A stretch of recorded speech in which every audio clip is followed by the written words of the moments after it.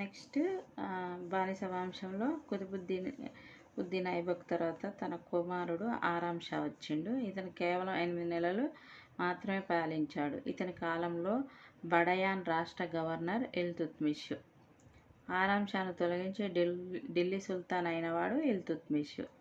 ఇల్తుత్మిష్ ఇతర పేర్లు Malik Sham's Uddin Iltutmish. Malik Sham's Uddin Iltutmish ఈయన పూర్తి పేరు. ఈయన ఎప్పటి నుండి ఎప్పటి వరకు పరిపాలించాడు? 1211 నుండి 37 వరకు పరిపాలించాడు.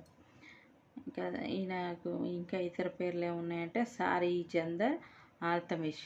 ఇతను టర్కీలోని ఇల్చారి తెగకు చెందినవాడు. ఇల్తుత్మిష్ బానిసగా కొనసాగింది ఇల్తుత్మిష్ అంట. బానిస వంశంలో ఎక్కువ సంవత్సరాలు పాలించింది కూడా ఇల్తుత్మిషే. కుతుబుద్దీన్ ఐబక్ ఆస్థానంలో ఇల్తుత్మిష్ పొందిన పదవి అమీర్ ఈ షికార్, అంటే వేట కార్యక్రమాల అధికారి అన్నమాట. కొక్కర్ల తిరుగుబాటును అణచివేయడంలో మహమ్మద్ ఘోరీకి సహాయపడినది ఇల్తుత్మిష్. కుతుబుద్దీన్ ఐబక్ తన కుమార్తెను ఇల్తుత్మిష్కి ఇచ్చి వివాహం చేసి బడయాన్ గవర్నర్గా నియమించాడు. ఇతను బానిస వంశ మరియు తురస్క సుల్తాన్లో మొట్టమొదటిసారి ఖలీఫా గుర్తింపు పొందాడు. నెక్స్ట్ ఇతను మొట్టమొదటిసారిగా ఖలీఫా లేదా ముస్తాసిర్ బిల్లా వద్ద నుంచి పొందిన బిరుదులు.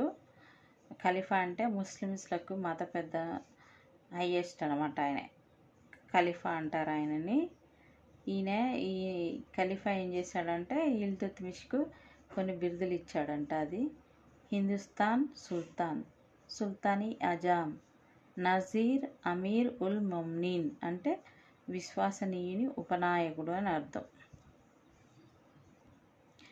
ఇల్తుత్మిష్ భారతీయ తురస్కులలో చట్టబద్ధత గల వారసత్వం మొట్టమొదట మహమ్మదీయ సాంప్రదాయం ప్రకారం పొందాడు.